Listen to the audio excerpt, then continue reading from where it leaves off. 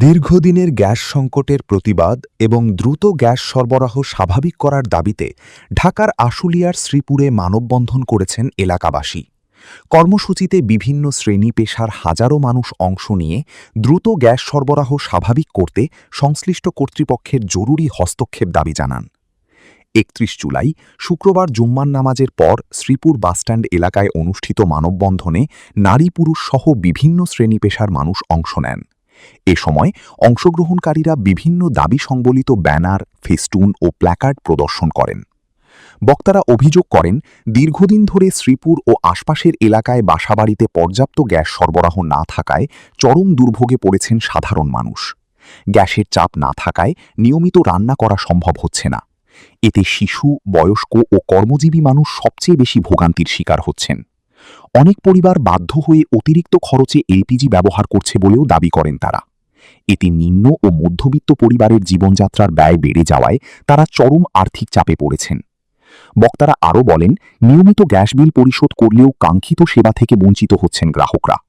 সংশ্লিষ্ট কর্তৃপক্ষের কাছে বারবার অভিযোগ জানিয়েও কার্যকর কোনো সমাধান না পাওয়ায় তারা মানববন্ধনে অংশ নিতে বাধ্য হয়েছেন। দ্রুত কার্যকর পদক্ষেপ নিয়ে গ্যাস সরবরাহ স্বাভাবিক করা না হলে আরও বৃহত্তর ও কঠোর কর্মসূচি ঘোষণার হুঁশিয়ারি দেন তারা। আশুলিয়া থেকে মোহাম্মদ আসিফুজ্জামান আসিফের প্রতিবেদনে রয়েছে বিস্তারিত।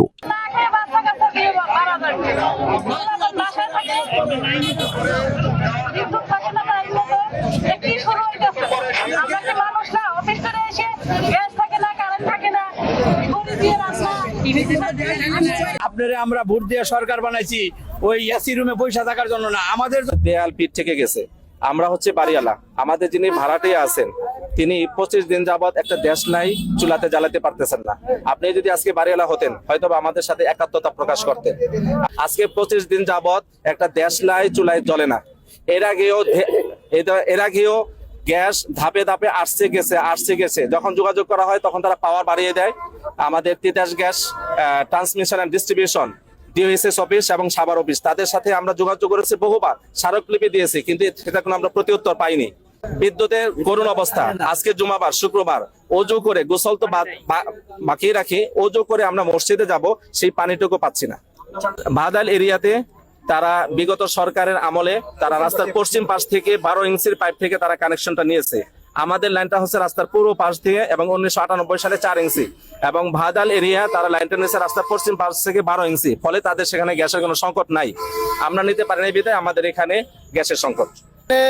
আগে গ্যাস থাকতো, কারেন্টও থাকতো, কারেন্ট বিলও কম আসতো, আমাদের গ্যাস সিলিন্ডার কেনা লাগতো না। আমাদের ভাড়া কিন্তু বাড়তে আছে প্রতিনিয়ত, কিন্তু এদের গ্যাস নাই।